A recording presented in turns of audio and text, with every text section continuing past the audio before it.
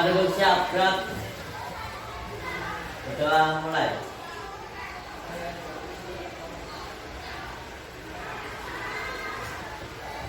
Berdoa selesai. Baik, bagaimana kabar kalian hari ini? Baik. Sehat? Sehat. Semuanya dalam keadaan sehat? Apakah ada teman kalian yang hari ini tidak masuk? Ada. Ada siapa? Doni. Doni. Ya, baik, untuk Doni mari kita doakan semoga Doni segera sehat dan bisa kembali beraktivitas seperti sedia kala, bisa belajar bersama dengan kalian. Baik, untuk pembelajaran kita hari ini nanti kita akan belajar tentang apa kira-kira? Tentang berpikir komputasional, algoritma dan flowchart. Nah,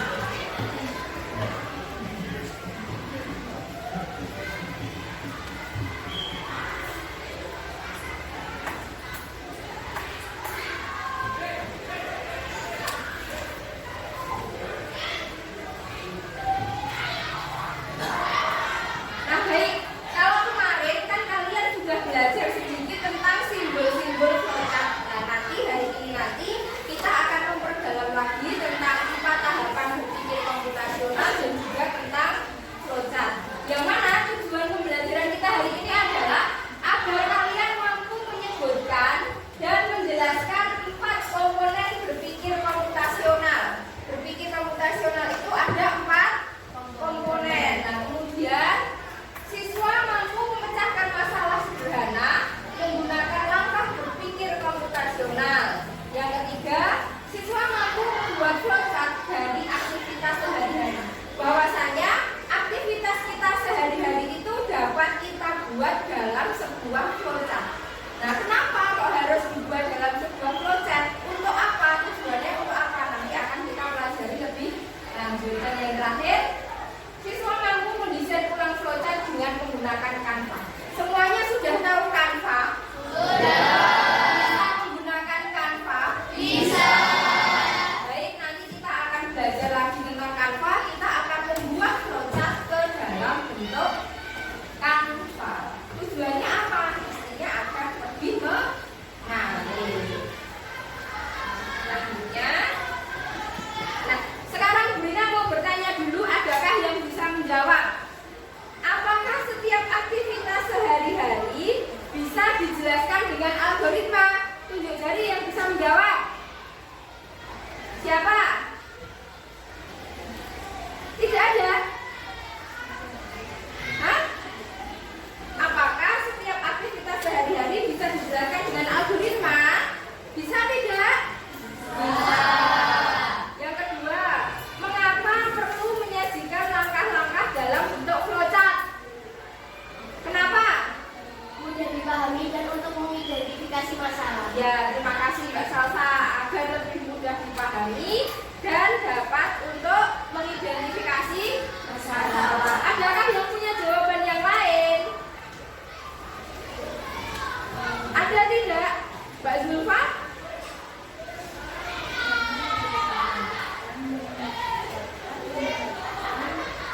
Kreatif?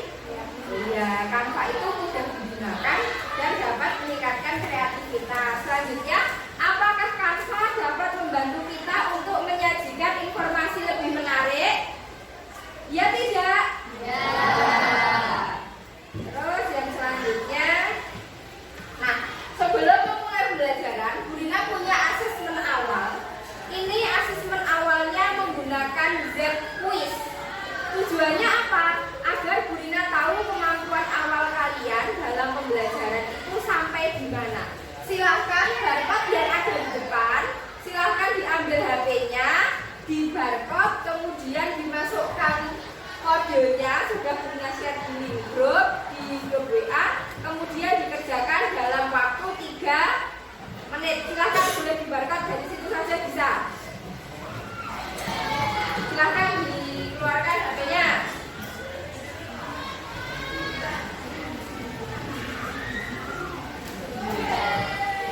Atau linknya juga bisa.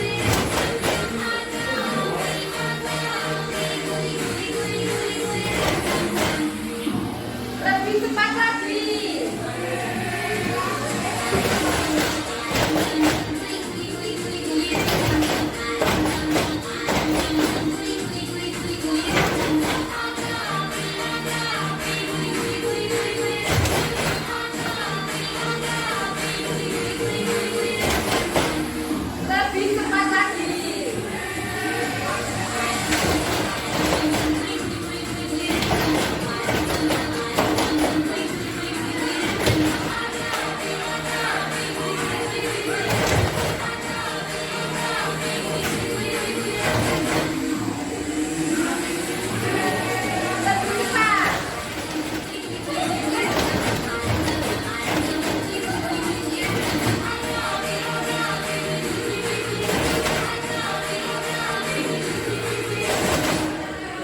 Sudah cukup.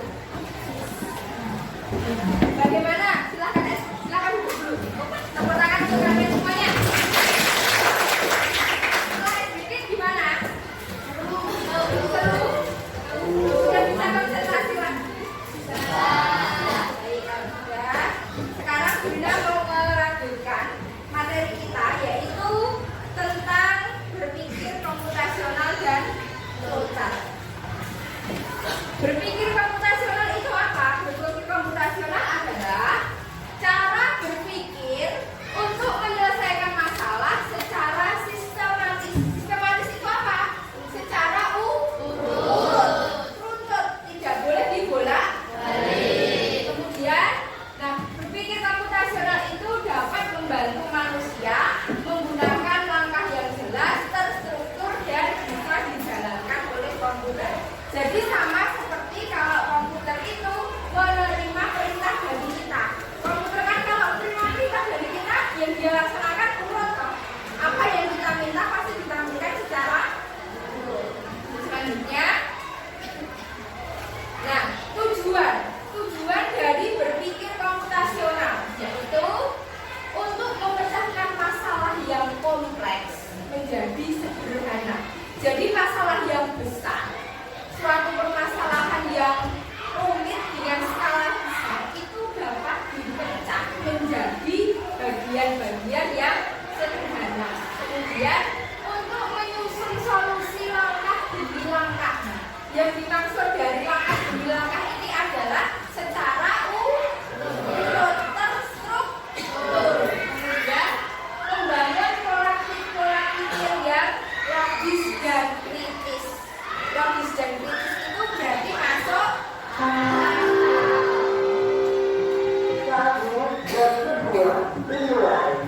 selanjutnya.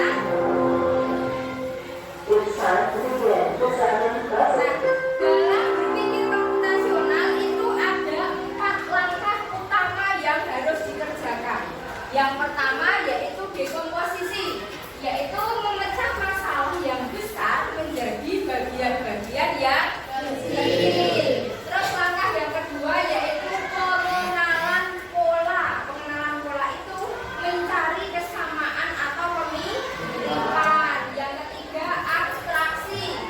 Abstraksi adalah menyaring informasi penting dan mengabaikan informasi yang tidak perlu. Terus selanjutnya yaitu algoritma, menyusun langkah-langkah penyelesaian. Sekarang kita bahas satu persatu. Yang pertama yaitu dekomposisi. Dekomposisi tadi apa? Memecahkan masalah yang besar menjadi yang lebih kecil atau lebih sederhana. Nah, sebagai contohnya, sekolah kita akan melakukan kegiatan disnatalis. Tahu disnatalis? Tahu. Apa? Ulang tahun sekolah. Itu kira-kira termasuk permasalahan yang besar atau kecil? Besar. Maka perlu banyak orang yang dapat bertanggung jawab di acara tersebut. Nah, karena itu masalah besar, maka akan kita pecahkan menjadi masalah-masalah yang lebih sederhana. Dalam suatu acara pasti ada yang namanya seksi acara. Kita cari satu seksi acaranya, kemudian kita berikan siapa penanggung jawabnya. Terus selanjutnya perlu adanya seksi konsumsi apa tidak? Perlu.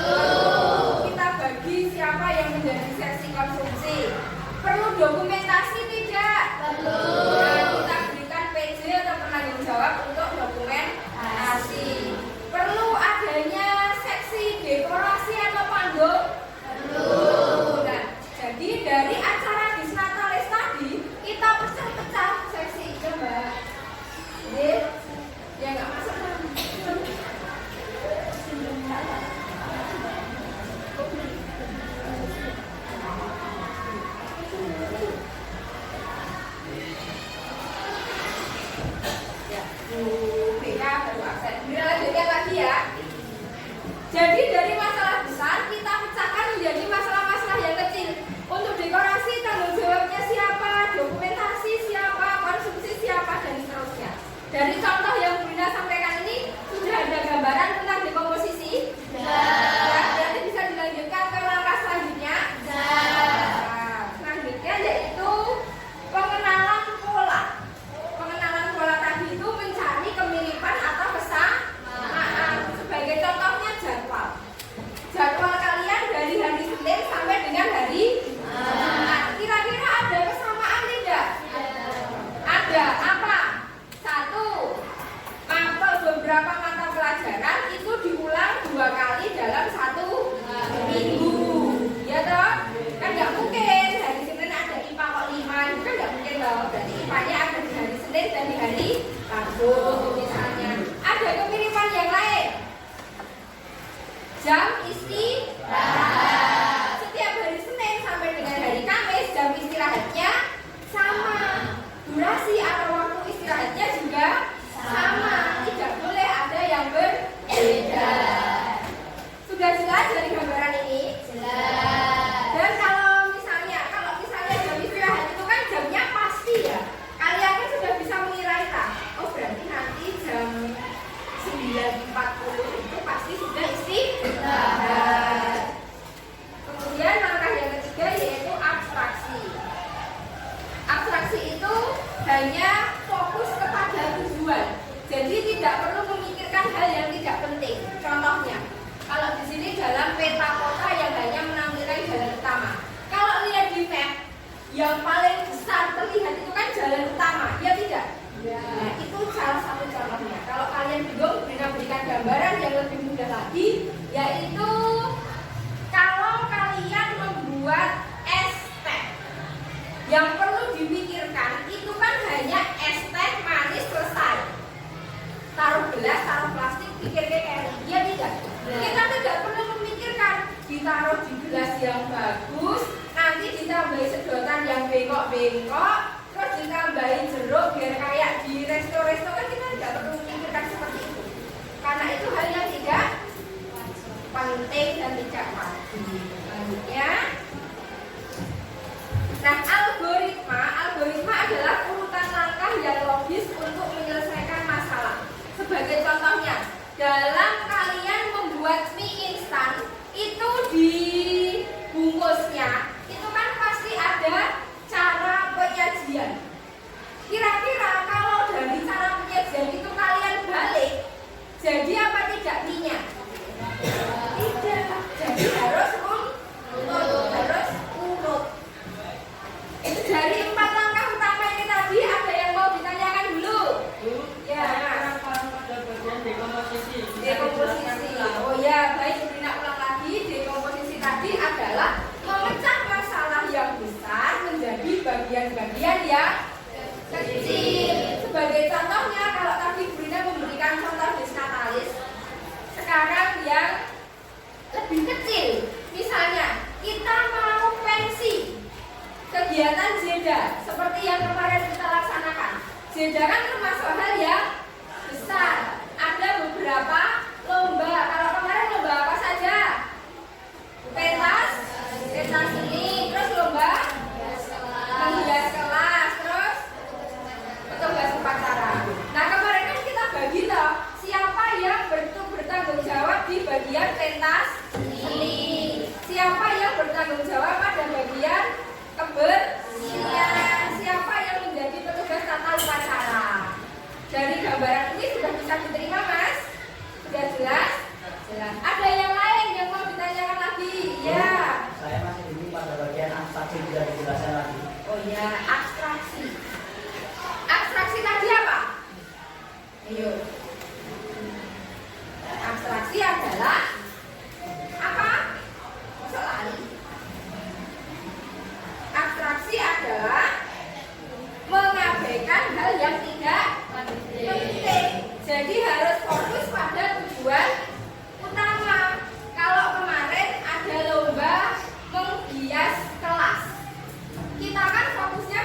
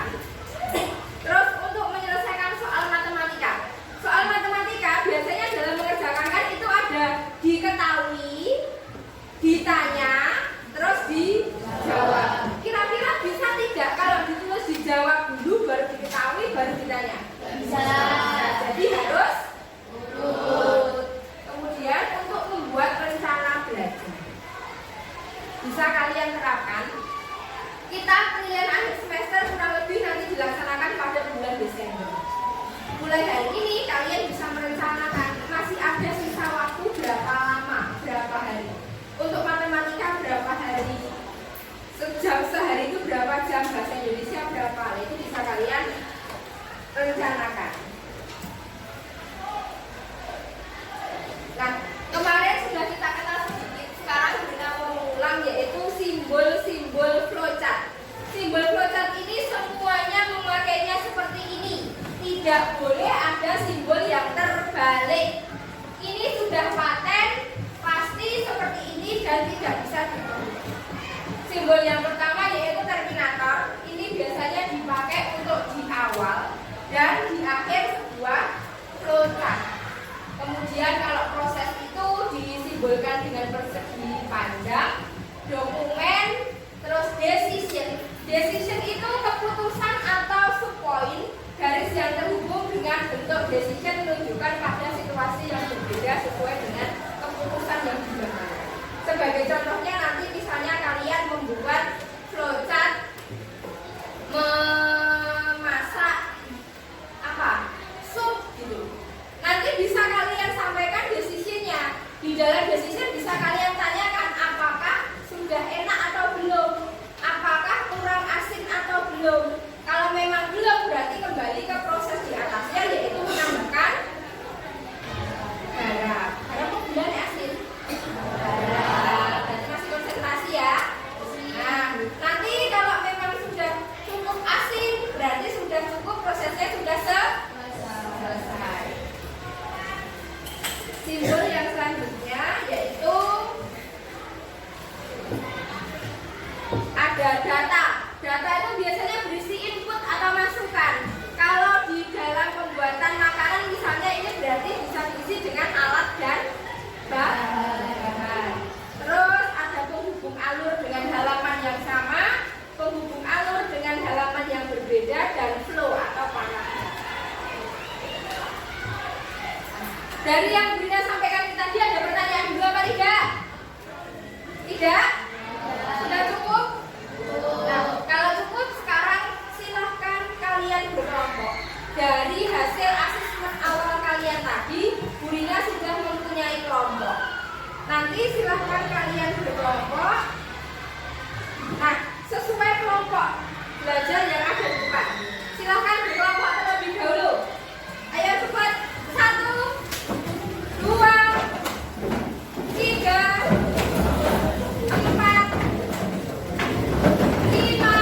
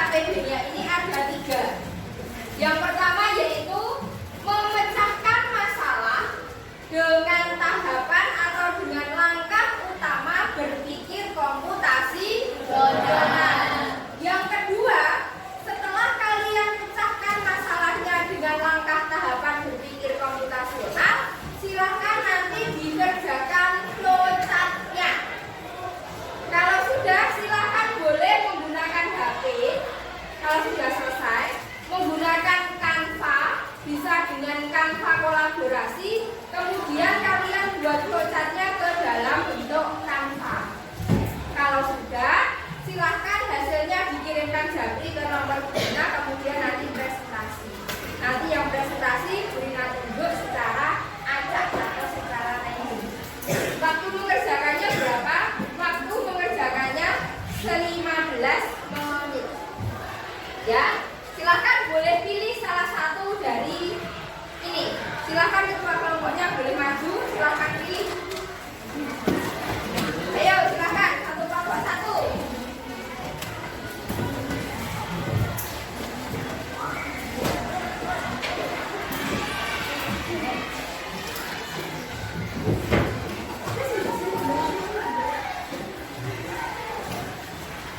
Silakan dikerjakan.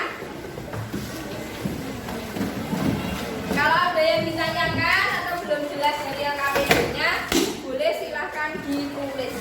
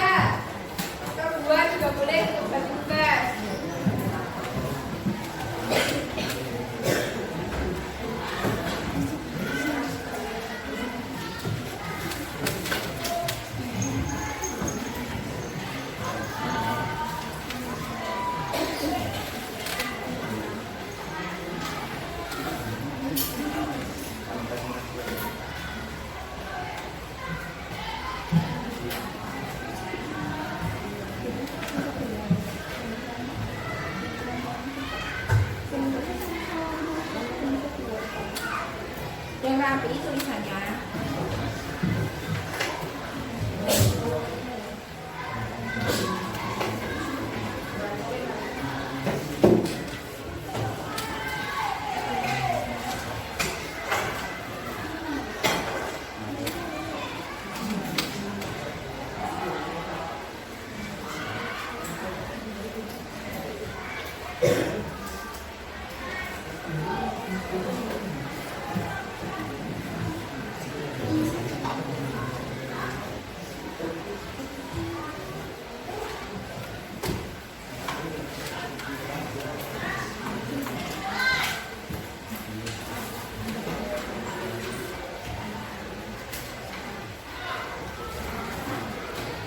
Boleh didiskusikan, ditulis yang 4 langkah utamanya, terus dibuat flowchartnya, terus boleh digunakan HP untuk membuat flowchart di Canva. Kalau sudah selesai, hasil Canva-nya boleh dikirim japri ke nomor Burina nanti yang kalian gunakan untuk presentasi depan.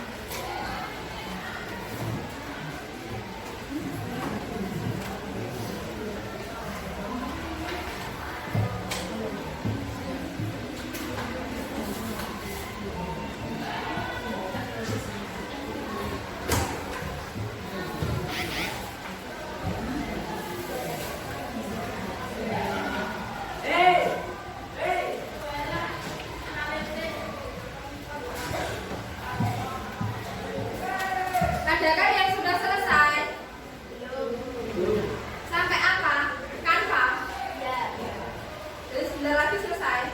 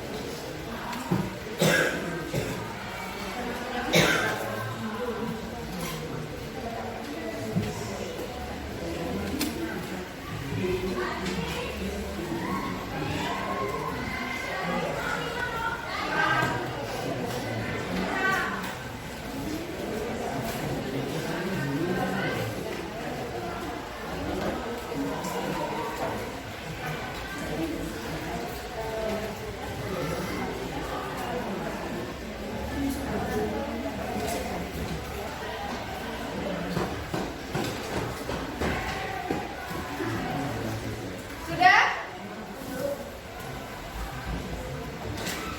Kelompok yang sudah selesai boleh maju.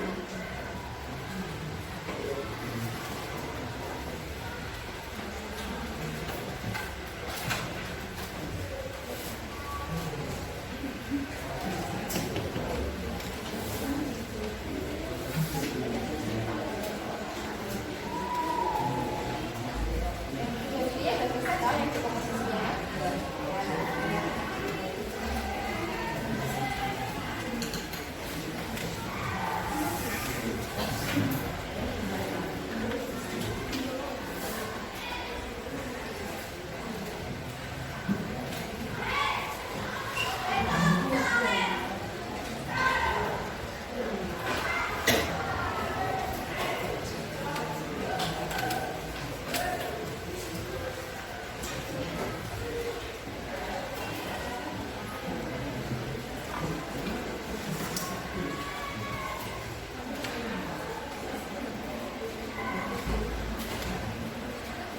Kelompok yang sudah selesai boleh maju.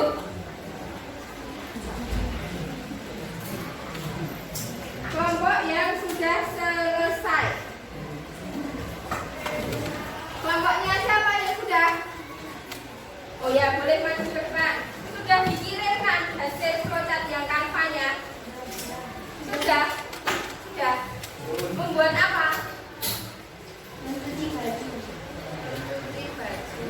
Nih, silakan. Sudah boleh maju ke depan. Yang lainnya silakan memperhatikan. Ini flowchart dari kelompok pertama. Silakan kedua. Nah, silakan. Dibaca dulu yang 4 komponen utama baru flowchartnya. Assalamualaikum warahmatullahi wabarakatuh. Waalaikumsalam warahmatullahi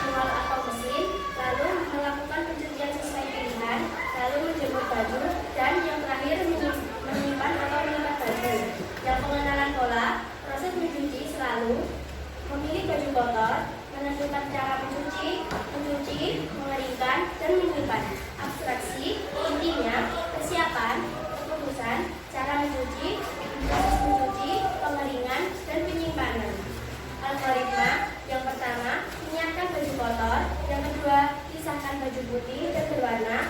Yang ketiga, apakah memakai mesin cuci? Jika ya, masukkan baju ke mesin cuci.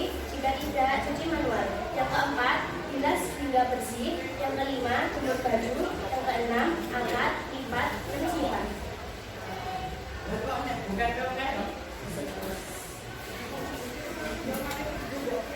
Sudah selesai langkahnya, kemudian langsung ini yang kanvanya.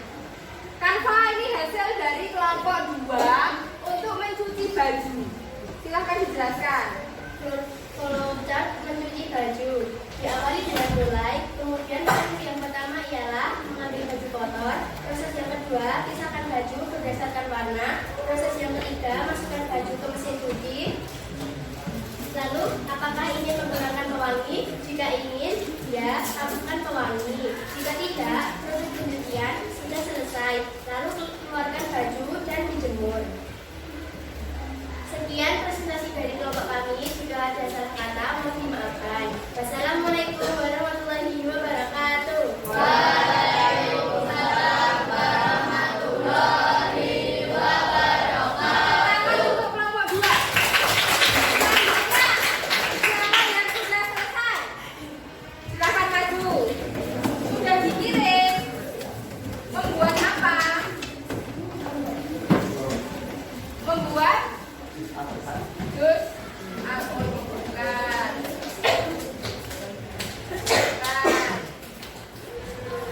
Yang ini betul.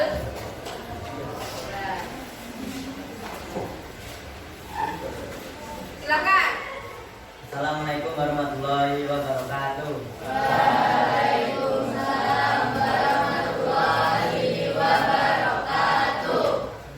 Kami dari kelompok 6 akan mempresentasikan cara membuat jus alpukat. Saya nama Dimas Kehidupan absen 25 dan teman saya Muhammad Iqbal Kurnia, absen 21. Saya Tika Nuraini, absen 19. Saya akan menjelaskan absen 24. saya akan membacakan tahapan berpikir komputasional dalam proses cara membuat jus alpukat. Yang pertama, dekomposisi. Menyiapkan Yang bahan lain diperhatikan. alpukat, gula atau susu, es, air. Lalu menyiapkan alat yaitu blender, gelas, dan sendok. Lalu mengupas dan mengambil daging alpukat. Lalu memasukkan bahan ke blender. Lalu memblender hingga halus. Lalu menyajikan. Yang kedua, pengolahan pola. Pola pembuatan jus menyiapkan bahan, lalu memasukkan ke blender, lalu memblender dan menyajikan. Yang ketiga, abstraksi. Intinya persiapan, lalu memblender, lalu menyajikan. Yang ketiga, yang keempat, algoritma. 1. Siapkan bahan dan alat. 2. Kupas alpukat. 3. Masukkan alpukat, susu atau gula, es, dan air ke blender. 4. Blender hingga halus. 5. Sajikan di gelas. Kemudian saya akan membacakan prosesnya. Yang pertama, diawali dengan mulai. Lalu siapkan bahan alpukat, susu, gula, batu, dan air. Lalu belah dan ambil daging alpukat. Lalu masukkan ke blender. Lalu tambahkan susu, gula, es, dan air. Lalu blender hingga halus. Lalu tuangkan ke gelas. Setelah itu selesai. Sekian presentasi dari kelompok kami. Kalau ada yang salah, mohon dimaafkan. Wassalamualaikum warahmatullahi wabarakatuh. Waalaikumsalam warahmatullahi wabarakatuh. Selanjutnya, siapa? Oh ya, boleh silakan maju. Sudah dikirim. Membuat apa? Roti bakar. Roti bakar isi keju. Ya.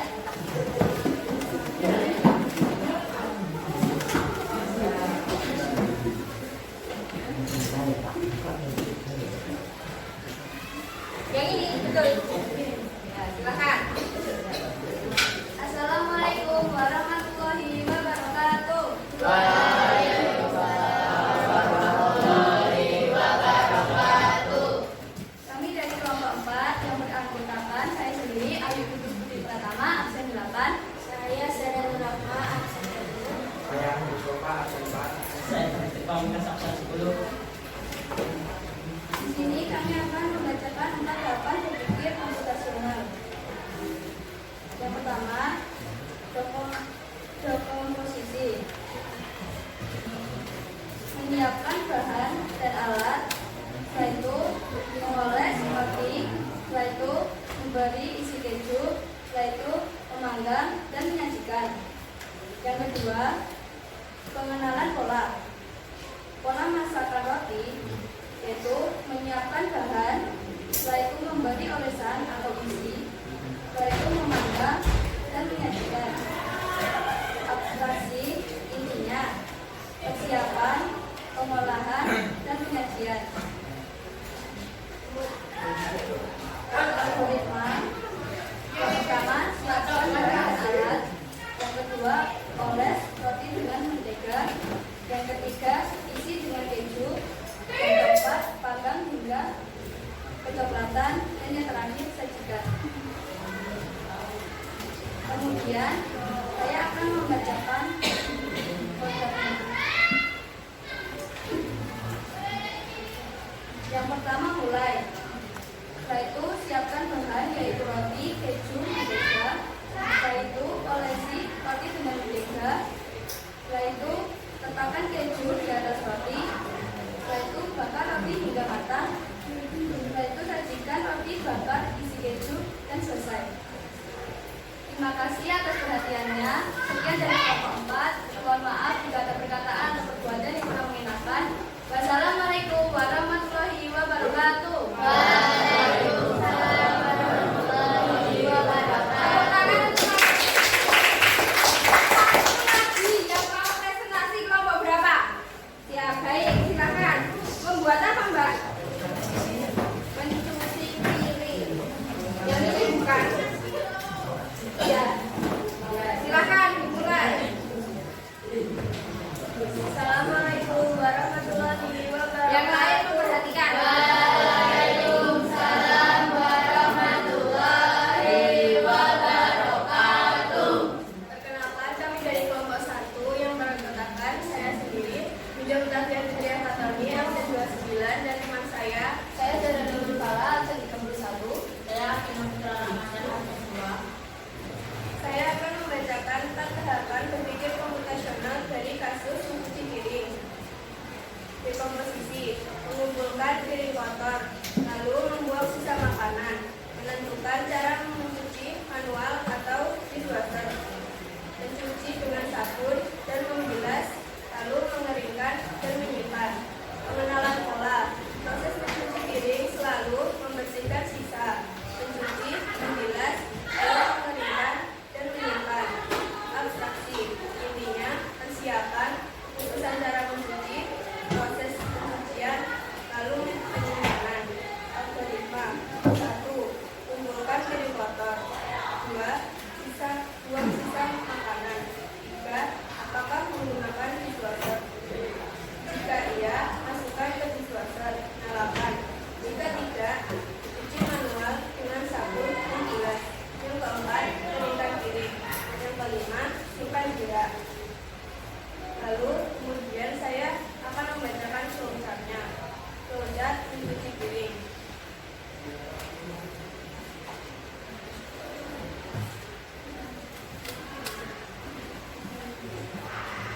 Yang pertama adalah mulai.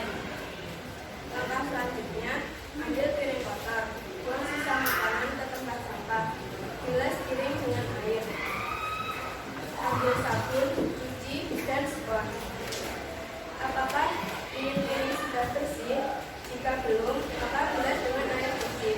Jika sudah, maka proses cuci selesai. Kemudian, taruh piring tidak kering. Sekian presentasi dari kelompok kami. Maaf jika ada salah kata maupun perbuatan. Wassalamualaikum warahmatullahi wabarakatuh. Waalaikumsalam warahmatullahi wabarakatuh. Tepuk tangan untuk kelompok. Baik, tadi kalian sudah presentasi. Sekarang sudah bertanya. Kalau kalian melihat flowchart dengan tulisan tangan atau hanya di Word saja, dengan flowchart yang seperti kalian buat dengan menggunakan Canva, kira-kira lebih menarik yang mana?